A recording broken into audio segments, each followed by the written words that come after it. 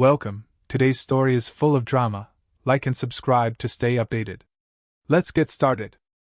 I grew up in a close-knit working-class neighborhood, the kind of place where dreams often felt more like distant, unreachable mirages than tangible goals. My parents, Ethan and Marla Harper, were hard-working people, neither wealthy nor well-connected. Every meal on the table was a testament to their perseverance, and I never once heard them complain, even during tough times. From an early age, I understood that if I wanted anything beyond the basics of life, I'd have to earn it myself. Even in that modest setting, I discovered early on that I had a talent for academics. Learning came naturally to me, and I genuinely loved it. My teachers often praised me, calling me brilliant or exceptional, and their encouragement planted a seed of hope deep inside me. They opened my eyes to the possibility that life could be more than just survival, that I might actually have the potential to carve out a different path. That belief became my guiding light, something I clung to when everything else felt uncertain. I poured myself into my studies, spending countless hours reading, solving problems, and chasing opportunities that felt impossible to most kids in my neighborhood. I knew education was my ticket out, and I was determined to make it count. Through relentless effort, unwavering focus, and perhaps a bit of good fortune, I secured a full scholarship to Stanford. That scholarship was life-changing. It felt like stepping into an entirely new world, one full of possibilities I had only dared to dream of. At Stanford, I thrived, pushing myself academically and discovering new passions and talents I hadn't realized I possessed. But I wasn't content to stop there. After graduating, I set my sights even higher and pursued a business degree at Kellogg. By then, I had learned the value of resilience and hard work. Every late-night study session, every challenge I overcame brought me closer to building a life that defied the expectations of where I came from. I was determined to shatter the limitations placed on me by circumstance and create a future that not only honored my roots, but also transcended them entirely. That journey, from a neighborhood where dreams often faded into the background to walking the halls of some of the world's most prestigious institutions, wasn't easy. But it taught me something invaluable. With enough determination, even the most distant dreams can be brought within reach. And now, here I stand, wealthy beyond my wildest dreams. Filthy rich, in fact. The kind of wealth that would have seemed like pure fantasy to the kid I once was, growing up in a modest working-class neighborhood. But here's the twist: none of it came from the plans I painstakingly built or the hard work I poured into my career. No, it's all thanks to my ex-wife, Lila. The story starts a few years back, just after I graduated with my business degree from Kellogg. I was brimming with ambition, ready to conquer the world, when I landed a job at a prestigious firm in Seattle. The firm was owned by none other than Daniel Wright, a legend in the industry and a self-made billionaire. The man was larger than life, exuding authority and success wherever he went. Working for someone like Daniel wasn't just a job. It was an opportunity to learn from the best. I admired him deeply, but I also knew that earning his respect wouldn't come easy. Determined to prove myself, I became the kind of employee bosses dream of. I showed up before sunrise, stayed long after everyone else had gone home, and treated every task as though it would define my career. Slowly but surely, I climbed the ladder, fueled by a hunger to succeed. That's when Lila entered the picture. Daniel's daughter. The first time I saw her, it felt like the world shifted on its axis. She was stunning, the kind of woman who could silence a room just by walking in. Her beauty was magnetic, her figure impossible to ignore, and her smile absolutely dazzling. She had this natural, effortless charisma that drew people to her like moths to a flame. For a guy who'd spent most of his life with his nose buried in books, someone like Lila was beyond anything I'd ever encountered. I was the classic nerd, focused on my work, driven by ambition, and oblivious to anything outside the pursuit of success. But Lila awakened something in me I hadn't felt before. I didn't just want her, I craved her. For the first time in my life, my desires strayed from the path I'd always known. I wanted her in every way. She was intoxicating, and I couldn't resist. Lila wasn't just a beautiful distraction. She became an obsession. Little did I know, though, that this desire would lead me down a path I couldn't have predicted. A path that would change everything. Winning Lila over and earning Daniel Wright's respect was no small feat. It took strategy, effort, and a little bit of luck, but I wasn't one to shy away from a challenge, especially one as important as this. Lila was the kind of woman who'd been surrounded by wealth and privilege her entire life. She wasn't easily impressed by money or success because, for her, those were a given. What she noticed, though, was attention to detail. She liked a man who was polished, confident, and attentive without being overbearing. So, I made it my mission to embody all of that. When I first approached Lila, I didn't come on too strong. Instead, I focused on creating meaningful conversations, showing genuine interest in her life, her goals, and her passions. Lila was surprisingly down-to-earth for someone so dazzling, and she appreciated that I listened more than I talked. I remembered the little things, her favorite wine, the books she loved, and even the way her eyes lit up when she talked about her dream of opening a high-end boutique. I wasn't just another guy trying to impress her. I made her feel seen. Of course, it wasn't all charm and subtlety. I also knew how to play the role of a gentleman. I planned dates that were thoughtful rather than extravagant, a quiet dinner at a charming, under-the-radar restaurant, tickets to an exclusive fashion exhibit she had mentioned in passing. I treated her with respect and care, always balancing confidence with humility. Lila loved that I wasn't just trying to win her over with grand gestures, but genuinely enjoyed spending time with her. Winning Daniel Wright's trust was an entirely different challenge. The man was a titan, a self-made billionaire who had built his empire from the ground up. He was fiercely protective of his daughter and had no patience for men who lacked substance or drive. To impress him, I knew I couldn't rely on charm alone. At the office, I worked harder than anyone else. I volunteered for tough projects, met impossible deadlines, and brought innovative ideas to the table. Daniel took notice when I turned a struggling division into one of the firm's most profitable branches, earning accolades from the team and clients alike. I made sure my work ethic spoke for itself, showing him that I wasn't just another ambitious young man looking for a shortcut to success. I was serious about my career. Outside the office, I respected his time and his wisdom. Daniel loved talking about his journey, how he built his business from the ground up, and I made it a point to listen. I'd ask thoughtful questions, showing genuine interest in his experiences and values. We bonded over our shared respect for hard work, and over time, I could see that he had started to view me as more than just an employee. When it came to Lila, I went the extra mile to assure him that my intentions were honorable. I was upfront about my feelings for her, making it clear that I respected her and was committed to building a life with her. I knew he valued integrity above all else, so I made sure my actions reflected the trust he had placed in me. By the time Lila and I were engaged, I had earned Daniel's approval. He wasn't the type of man to hand out compliments easily, but one day he pulled me aside and said, "You're the kind of man I can trust my daughter with. Don't let me down." It was a simple statement, but coming from him, it felt like the highest honor. In that moment, I thought I had it all: a beautiful fiancée, the respect of a powerful man, and a career that was just getting started. Life felt like it was finally falling into place, almost too good to be true. And as I'd later learn, maybe it was. The wedding was a grand affair, dripping with the kind of opulence Lila's family was accustomed to. It was held at an exclusive venue, complete with crystal chandeliers, gourmet dining, and an orchestra that played throughout the evening. Lila's parents spared no expense to ensure the day was perfect, and I couldn't help but marvel at how far I'd come. My guest list, however, was a little different. While Lila's side was filled with the who's who of society, socialites, business moguls, and influential figures, I had invited a few colleagues from work. They were hard-working, salt-of-the-earth types who might have been a little out of place amidst all the extravagance. But they were my people, and I wanted them there. To Lila's family, they were just acquaintances. But to me, they represented the life I'd worked so hard to elevate myself from, and having them there felt grounding. The ceremony itself was beautiful, but as the day wore on, I couldn't help but anticipate what came after. Lila and I had been together for over a year, and while our physical relationship was far from new, there was something about the idea of consummating our marriage that felt different, special. Later that night, we returned to Lila's penthouse apartment. It was sleek and modern, with a breathtaking view of the city, a reflection of the life she'd always known. As we stepped inside, the atmosphere shifted. The laughter and noise of the reception were replaced by the quiet hum of intimacy. Lila looked radiant as ever, still glowing from the events of the day.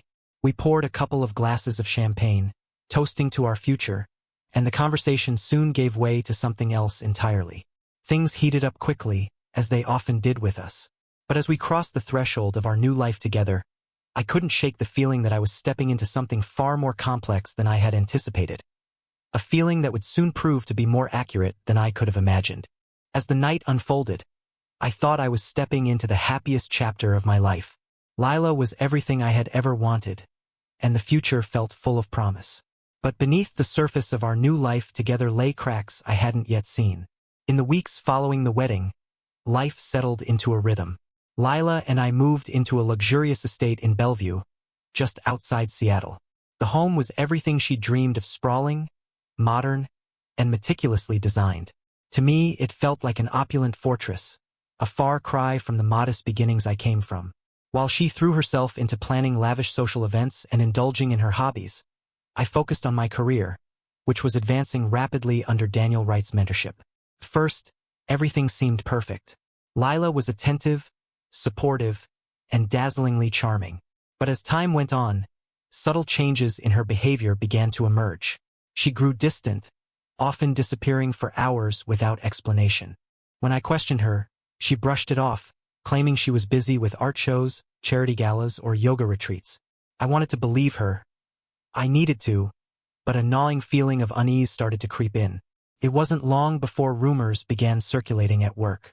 Colleagues whispered about Lila's extravagant outings and her increasingly close relationships with certain men in our social circle. I dismissed the gossip, refusing to believe the woman I'd fought so hard to win over could betray me. But the evidence was mounting. Receipts for expensive dinners I hadn't attended, cryptic text messages on her phone, and frequent trips that conveniently coincided with my busiest work weeks. All of it painted a picture I couldn't ignore. One evening, I decided to confront her. She had just returned from a weekend in Napa Valley, claiming she'd been attending a charity wine auction. As she walked through the door, her heels clicking against the marble floor, I could feel the tension in the air. She greeted me with her usual radiant smile, but I saw something behind it. A flicker of guilt or perhaps defiance.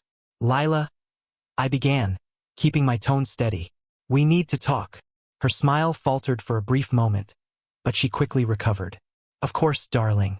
What's on your mind?" I took a deep breath, bracing myself. "Where were you this weekend? And don't tell me it was just a charity auction." Her eyes narrowed slightly, the mask of calm slipping just a fraction. "I already told you it was a charity event.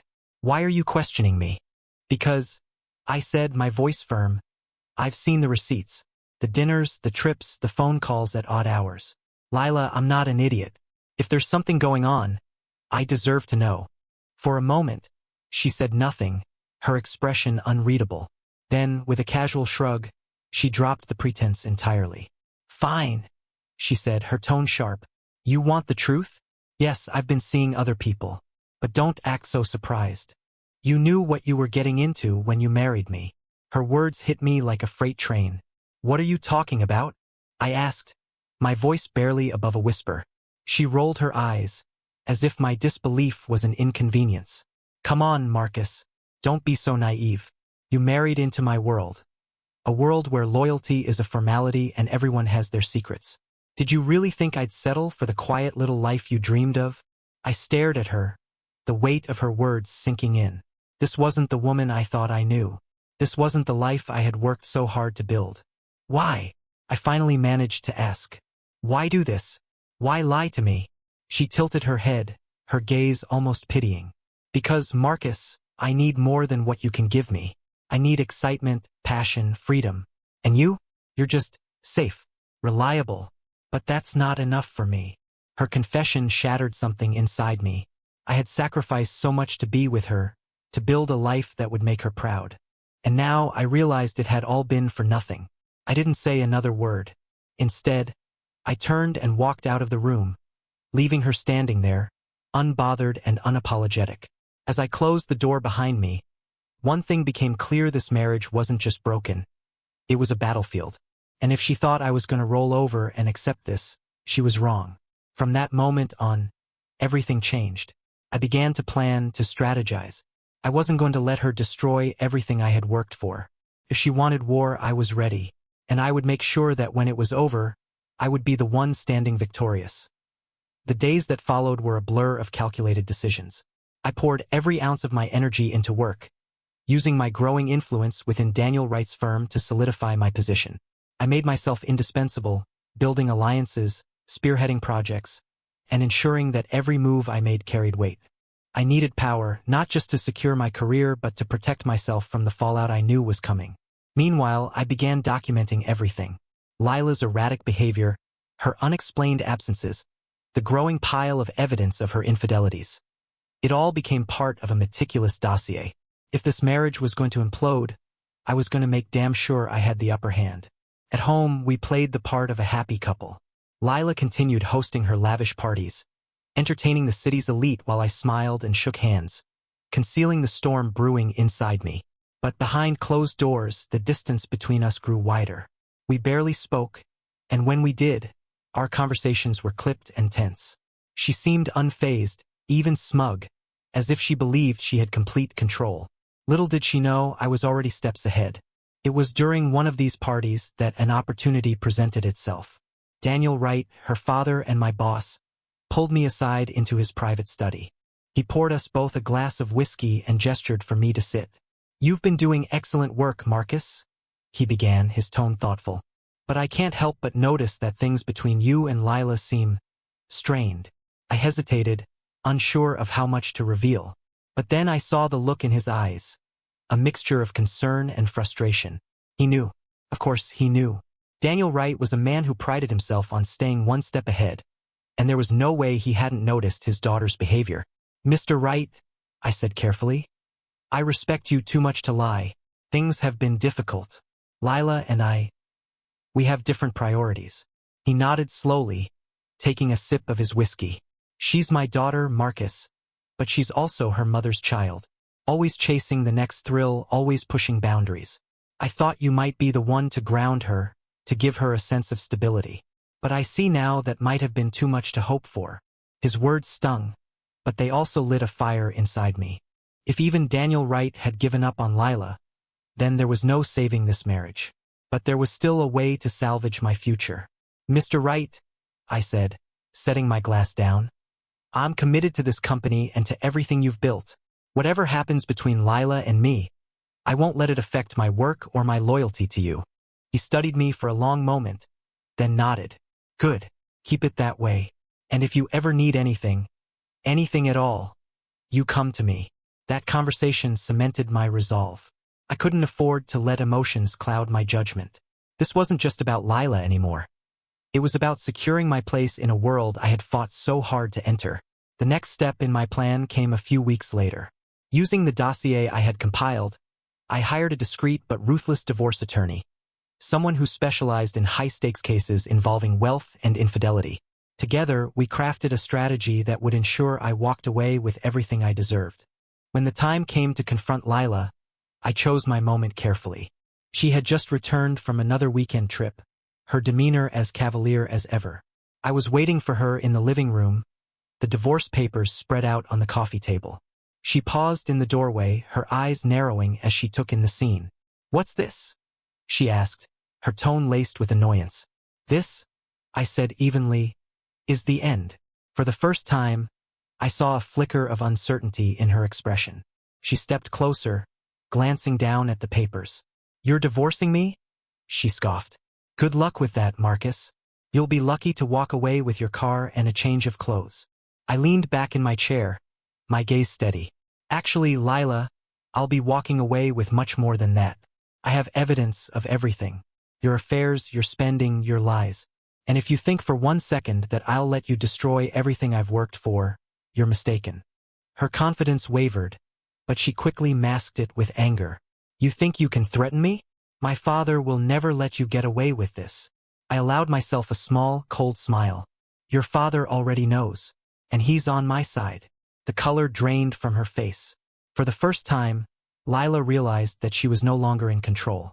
The power dynamics had shifted, and she was at a disadvantage. "You'll regret this," she hissed, her voice trembling with fury. "No, Lila," I said, standing and gathering the papers. "The only regret I have is believing in you. But that ends today." The days after I handed Lila the divorce papers were some of the most calculated of my life. She didn't go quietly. Of course, she wouldn't. She hired an aggressive attorney and tried to spin the narrative in her favor, claiming emotional neglect and lack of support on my part. But I was prepared for every move she made. Every piece of evidence I had collected painted a clear picture of her infidelities, her reckless spending, and her complete disregard for the sanctity of our marriage. The court proceedings were grueling, a spectacle befitting Lila's love for drama. Her lawyer attempted to paint me as the workaholic husband who had ignored his wife's needs. But when my attorney presented the evidence, a meticulously compiled timeline of Lila's affairs, along with financial records showing her lavish expenditures on trips and gifts for her lovers, it was like watching her foundation crumble. The judge's disapproval was evident, and I knew then that the scales were tipping in my favor. Daniel Wright, her father, was conspicuously absent during the proceedings. I suspected he couldn't bear to face the reality of his daughter's behavior, or perhaps he simply didn't want to risk his own reputation by taking sides publicly. But behind the scenes, I had his support. He had quietly ensured that his legal team backed my case, a move that solidified my position and made it clear where his loyalties lay. In the end, the settlement was brutal for Lila. She retained a fraction of the wealth she had grown accustomed to, and I walked away with the majority of our shared assets, including the house, my investments, and, most importantly, my career intact. Lila was left with little more than her pride, and even that seemed shattered as she stormed out of the courtroom on the final day. But I wasn't done. The divorce was just the beginning.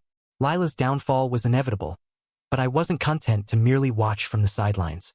Over the months that followed, I carefully dismantled what was left of her world. Using connections I had cultivated during our marriage, I ensured that her social circle slowly turned their backs on her. Invitations to exclusive events dried up, and whispers of her indiscretions began circulating in the very circles she once dominated. Her financial troubles deepened as her reckless spending habits caught up with her. Without access to my income or her father's wealth, Daniel had quietly cut her off after the divorce. She struggled to maintain her lifestyle. Her lovers, once eager to bask in her glow, disappeared one by one, leaving her isolated and desperate. Meanwhile, I thrived. With Lila out of my life, I threw myself into my work, rising through the ranks at Wright Enterprises. Daniel, perhaps out of guilt or genuine respect, promoted me to an executive position, effectively making me the heir to his empire. The irony wasn't lost on me. Everything Lila had taken for granted, everything she had squandered, was now mine. One evening, months after the dust had settled, I received a phone call from Daniel. His voice was weary, a reflection of the toll the entire ordeal had taken on him. "Marcus," he said, "I want to thank you." "For what?" I asked, surprised. "For handling this with dignity," he replied. "You could have destroyed her completely, and yet you showed restraint. I wish I could say I raised her better, but, well, you know the truth." His words lingered with me long after the call ended. It wasn't restraint that had held me back. It was the realization that Lila wasn't worth my hatred. She had been a lesson, a painful but necessary one, and I had emerged stronger because of it. By the end of that year, I had rebuilt my life entirely. I had wealth, power, and a career that surpassed even my most ambitious dreams. And while I bore the scars of my time with Lila, they served as a reminder of what I had overcome.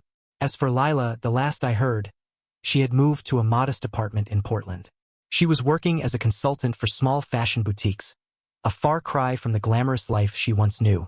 Occasionally, I'd hear whispers of her trying to claw her way back into high society, but she never succeeded. Her name had become synonymous with scandal and betrayal, and the doors that once opened for her were now firmly shut. I never reached out to her again. There was no need. The chapter of my life that included Lila was closed, and I had no intention of reopening it. Instead, I focused on the future, one built on my terms, without the shadows of the past holding me back. And as I stood in my corner office one evening, gazing out over the city, I felt a profound sense of peace. I had fought, I had lost, and I had rebuilt. And now, finally, I was free. Years passed, and my life flourished in ways I could have only imagined during my childhood. My success at Wright Enterprises eventually led to the company's expansion into new markets, with me at the helm. Daniel Wright retired, naming me as CEO in a move that stunned the business world but felt inevitable to those who had seen my rise firsthand. I transformed the company into a global powerhouse, with innovative ventures that became the envy of competitors. I had everything: wealth, influence, and respect. But the scars from my time with Lila remained, hidden beneath the polished exterior. They served as a quiet reminder of the cost of trusting the wrong person. Relationships became a challenge. I was cautious, guarded, unwilling to let anyone get too close. I built walls around myself, content to focus on my work and my growing empire. And yet, life has a way of surprising even the most guarded souls. It was during a charity gala, a fundraiser I had sponsored, that I met someone who would change everything. Her name was Natalie Evans, a journalist who specialized in covering philanthropy and social impact initiatives. She wasn't like the people I had grown used to in my circles. There was an authenticity about her, a quiet strength that drew me in. She was sharp, insightful, and completely unimpressed by wealth or status. For the first time in years, I found myself intrigued, not by what someone wanted from me, but by who they were. Our first conversation was about the foundation I had started, a program aimed at providing scholarships to underprivileged students, much like the one that had changed my life. Natalie was genuinely interested, not just in the headline-worthy numbers, but in the stories of the students we had helped. Her curiosity felt refreshing, disarming even. She asked questions no one else had bothered to, and for the first time in a long time I found myself opening up. Over the next few months, we crossed paths more frequently. She interviewed me for an article she was writing, and while the conversation was professional, there was an undeniable connection between us. Natalie challenged me in ways I hadn't expected. She saw through the persona I had carefully crafted and seemed to reach the parts of me I had long buried. One evening, after a particularly heated debate about the ethics of corporate philanthropy, she caught me off guard. "Why do you do it?" she asked, her eyes searching mine. "Do what?" I replied, stalling. "All of this," she said, gesturing around my expansive office. "The scholarships, the charity work, the constant drive to expand. Is it just about the money, the power, or is there something more?" Her question struck a chord I hadn't expected. For so long, I had been focused on building and protecting what I had gained that I hadn't stopped to consider why I was doing it. Was it a desire to prove myself? To erase the pain of my past? Or was it something deeper, a need to create a legacy that mattered? "I guess," I said after a long pause, "I want to make sure no one else has to fight as hard as I did to reach their dreams." She nodded, her expression softening. "That's a good answer, Marcus. A real one." That conversation marked a turning point for me. Natalie and I began spending more time together, and slowly, she broke down the walls I had built. It wasn't easy. I was still wary, still carrying the weight of my past, but she never pushed. Instead, she showed me that trust didn't have to be given all at once, could be earned piece by piece. Eventually, I told her about Lila, about everything that had happened. I expected judgment or pity, but Natalie surprised me yet again. She listened without interrupting, her gaze steady and unwavering. "That must have been hell," she said when I finally finished. "But you came out of it stronger. And that strength, that's what makes you who you are today." Her words stayed with me. For the first time, I realized that my past didn't have to define me. It could shape me, guide me, but it didn't have to control me. As the months turned into years, Natalie became more than just someone I trusted. She became my partner, my equal. We built a life together that was rooted in honesty and mutual respect. With her by my side, I found a balance I hadn't known was possible. My work continued to thrive, but it was no longer my sole focus. For the first time, I allowed myself to enjoy the life I had built, to share it with someone who valued me for who I was, not what I had. Lila's shadow eventually faded, replaced by the light of something far more meaningful. And as I stood on the balcony of our home one evening, watching the city lights flicker in the distance, I felt something I hadn't in years. Peace. Natalie joined me, slipping her hand into mine. "What are you thinking about?" she asked. "Just how far I've come," I replied, squeezing her hand. "And how grateful I am to be here." She smiled, resting her head on my shoulder. And in that moment, I knew that, after everything, I had finally found the life I had always dreamed of. Years later, as life continued to unfold in ways I could never have predicted, I found myself reflecting not just on how far I had come, but also on the unexpected paths I had taken to get here. My relationship with Natalie grew deeper and more fulfilling with each passing year. She didn't just share my life. She enriched it, challenged me, and made me a better man. Together, we became a force, blending her passion for storytelling and social impact with my resources and influence to create projects that truly made a difference.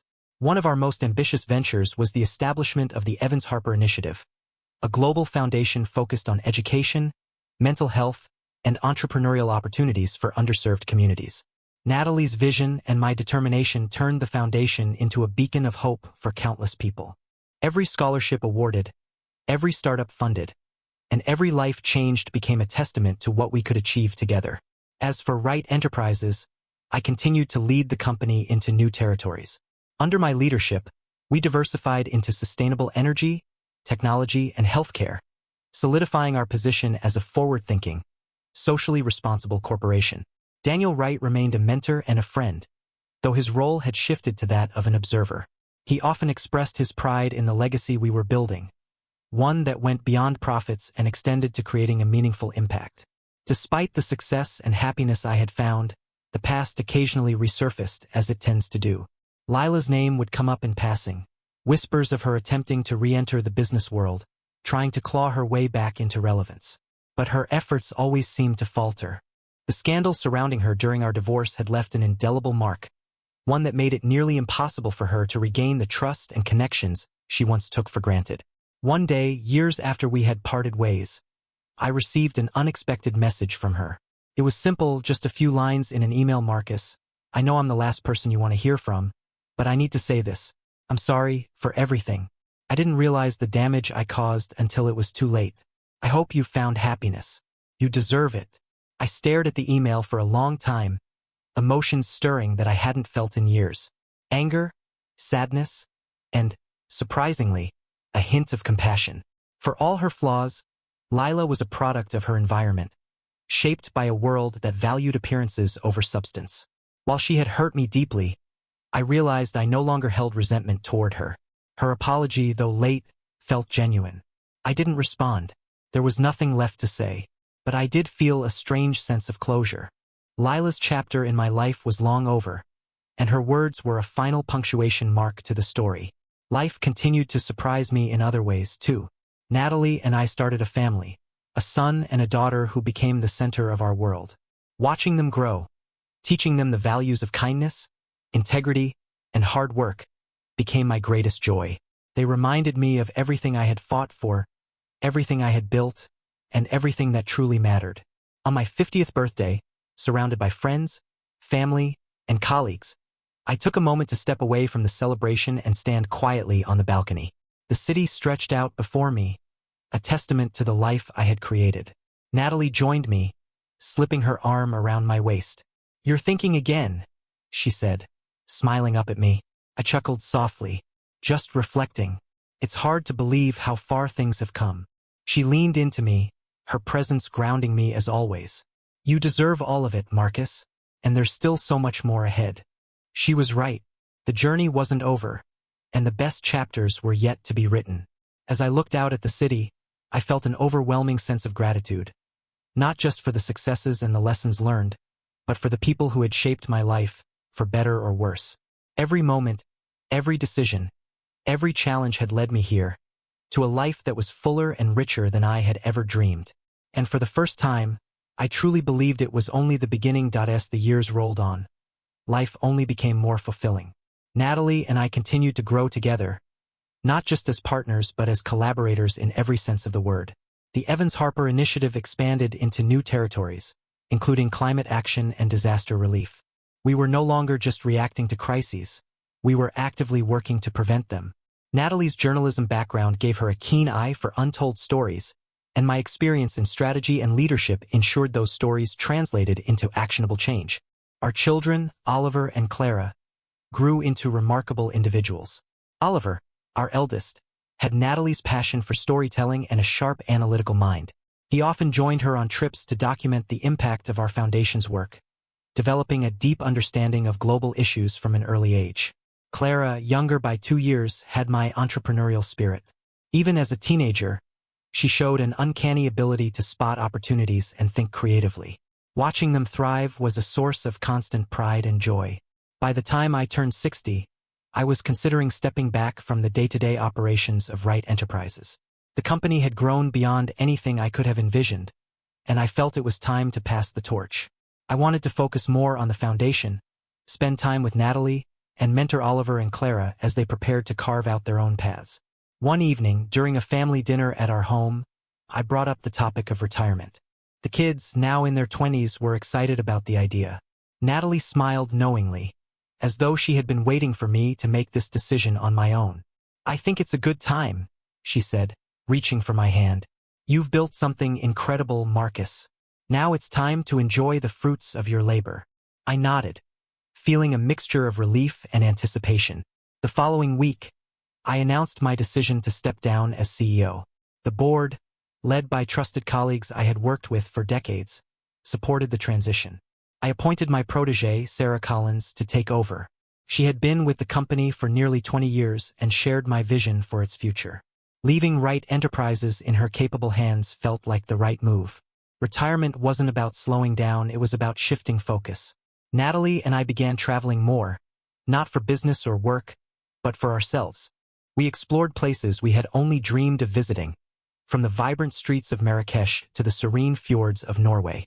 Each trip deepened our bond and reminded us of the beauty of the world we were working to preserve. At home, Oliver had started a documentary series highlighting grassroots changemakers, supported by the Evans Harper Initiative.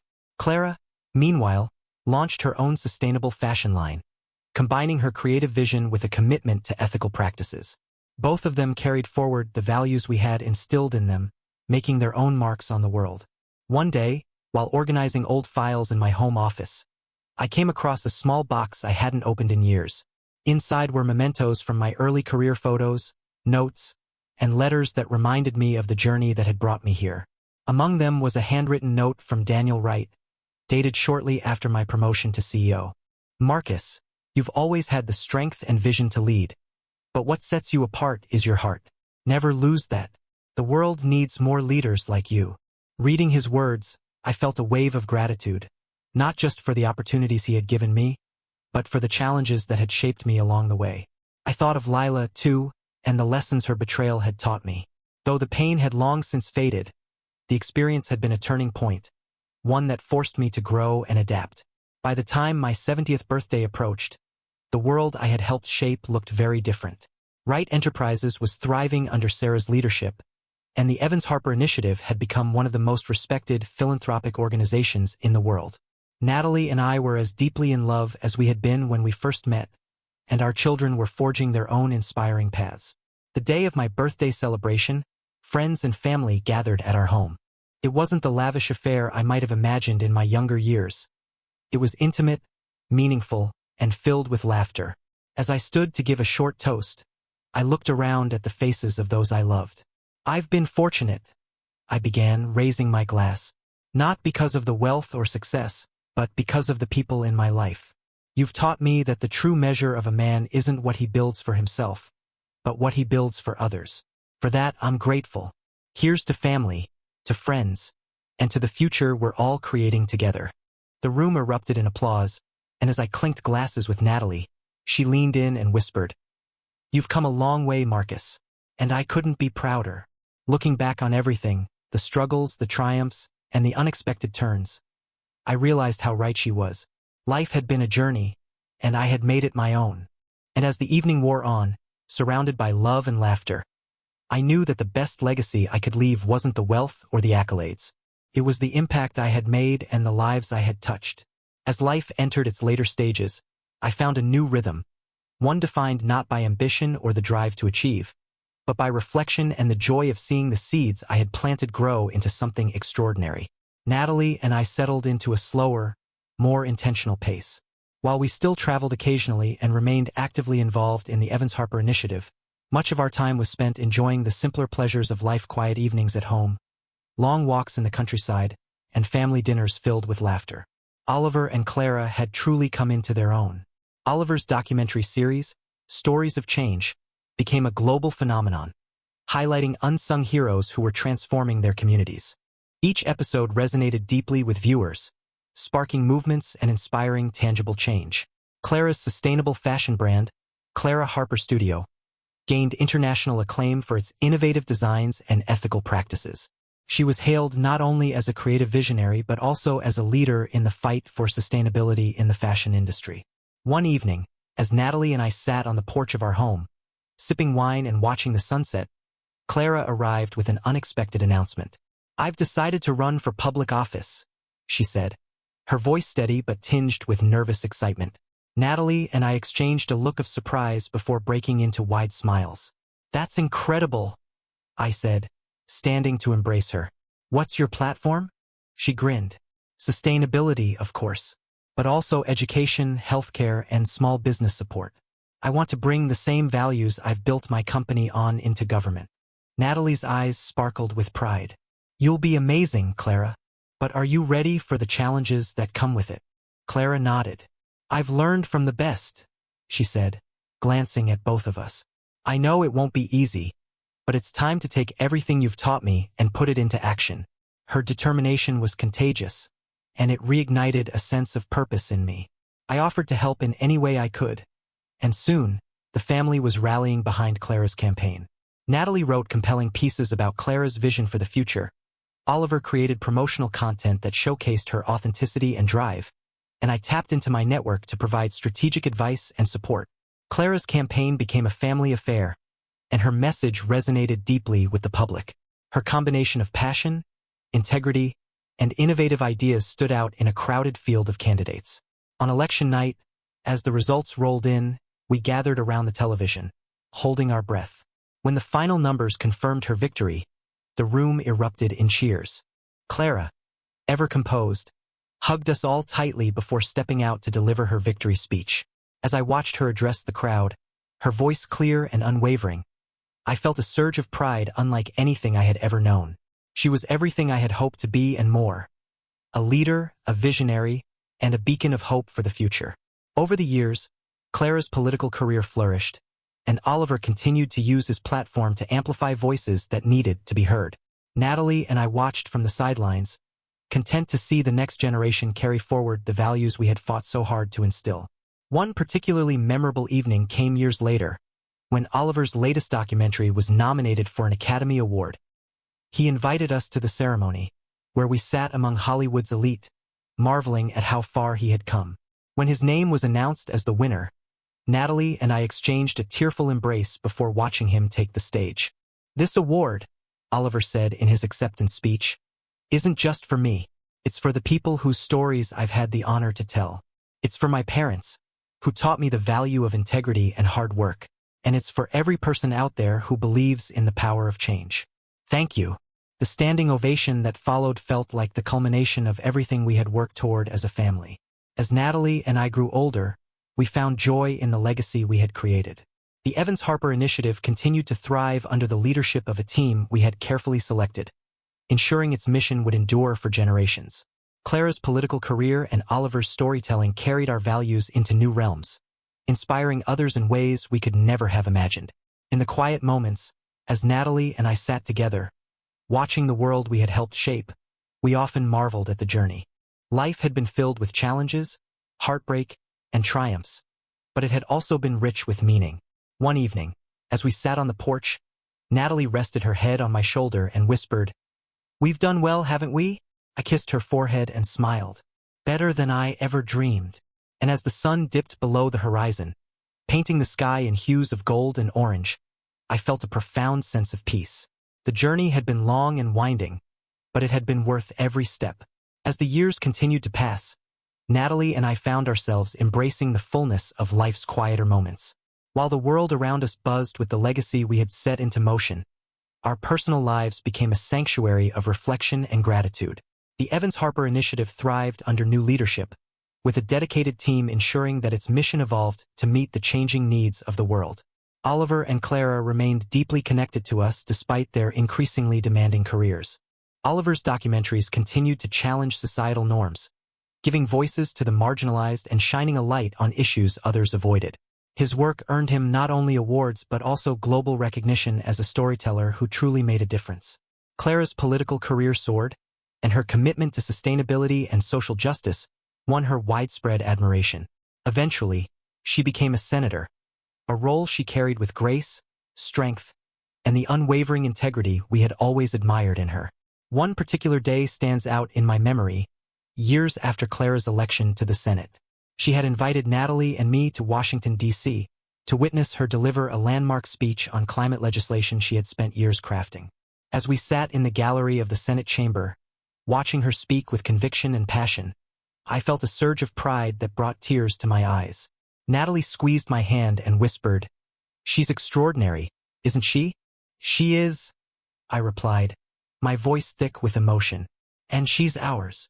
Clara's bill passed with bipartisan support, marking a pivotal moment in environmental policy. That evening, we celebrated with a quiet family dinner at her townhouse, reminiscing about the journey that had brought us to this moment.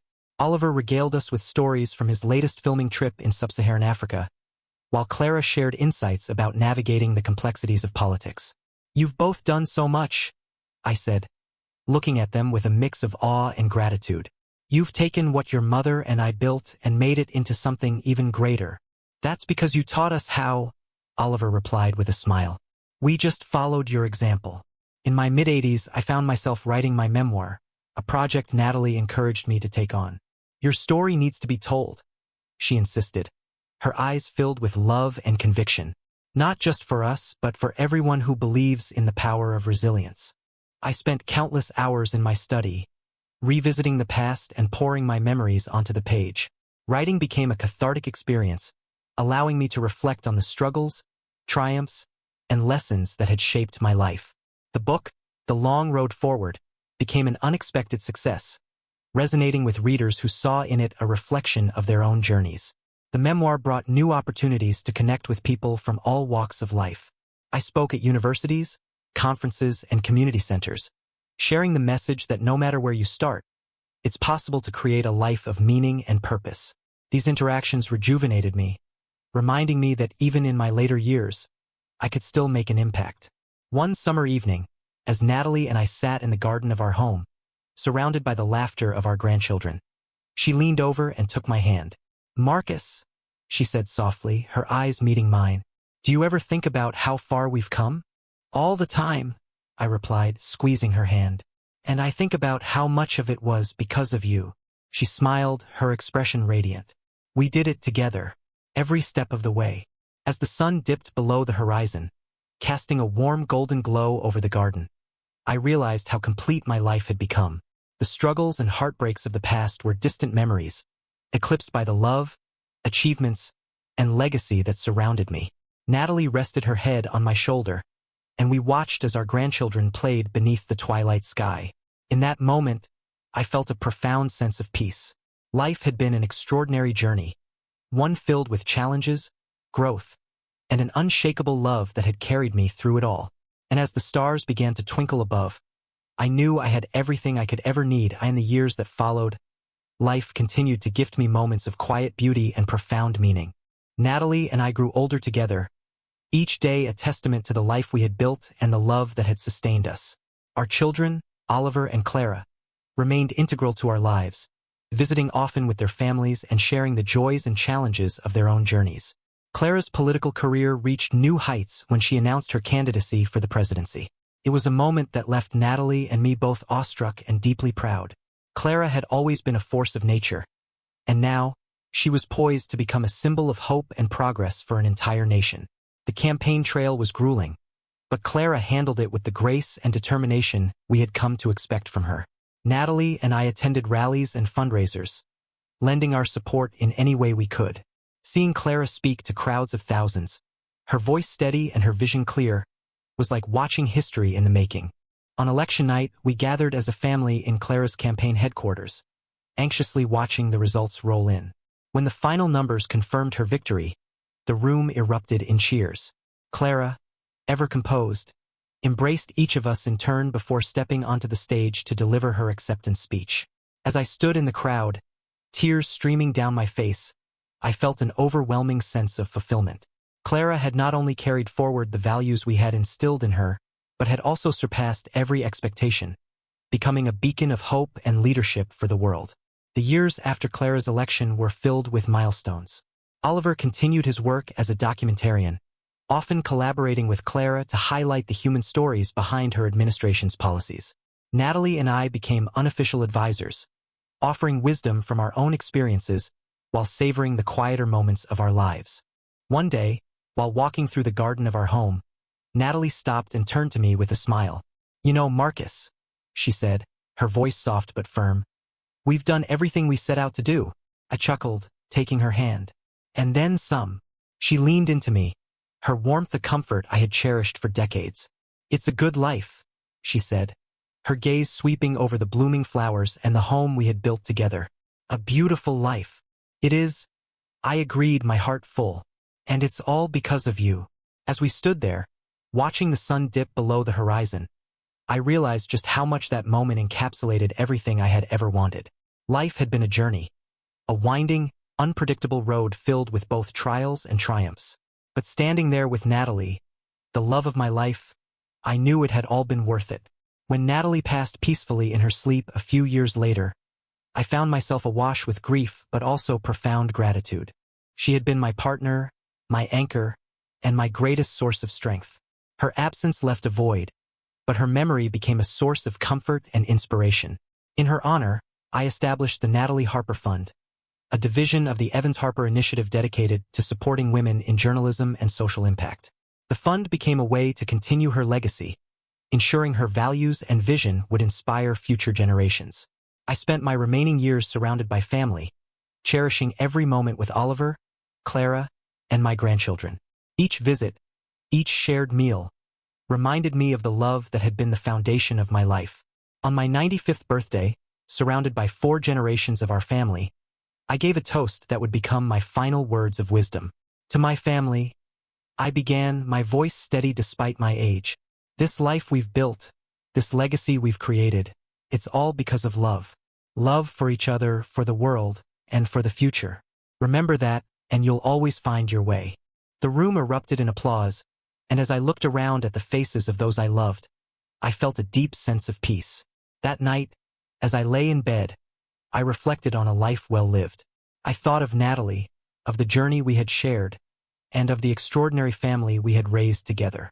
With a heart full of gratitude and a spirit at peace, I closed my eyes, ready for the next great adventure. As the days turned into weeks, and weeks into years, I found myself at peace with the life I had lived. The world continued to move forward, as it always does, but I had come to appreciate the stillness in my later years. My mornings were spent in quiet reflection, walking through the garden Natalie and I had nurtured together, its blooms a reminder of the love and care that had defined our lives. Oliver and Clara, now fully immersed in their legacies, visited often. Oliver's documentaries continued to capture the human spirit in ways that resonated deeply with audiences around the world. Clara, now revered as one of the most impactful leaders in modern history, always found time to sit with me, sharing stories of her work and seeking my advice, though she hardly needed it anymore. One evening, as I sat by the fireplace, a journal resting on my lap, Clara joined me. She was in town for a rare break from her responsibilities and had decided to spend the evening reminiscing. "Dad," she said softly, her voice filled with emotion, "do you ever think about how it all started? How you went from that small neighborhood to everything you've achieved?" I smiled, the memories flooding back. "Every day, Clara, and I think about how none of it would have been possible without the challenges, the heartbreaks, and the love that carried me through." She nodded, taking my hand in hers. "You and Mom built something extraordinary, and we're all better for it." As I looked at her, the warmth of the fire casting a soft glow over her face, I felt a profound sense of pride and fulfillment. "You've carried our legacy forward, Clara. You and Oliver. That's the greatest achievement of my life." That night, as I lay in bed, surrounded by the quiet hum of the home that had been my sanctuary for decades, I felt the weight of time settling over me. I knew my journey was nearing its end, but there was no fear, only gratitude. My life had been rich with love, purpose, and meaning. I had faced challenges that tested me, losses that shaped me, and triumphs that defined me. And through it all, I had remained true to myself and to those I loved. As I closed my eyes, the memories came flooding back: the laughter of my children, the quiet strength of Natalie's presence, the struggles that had forged my path, and the countless moments of joy that had made it all worthwhile. My heart was full, my spirit at peace.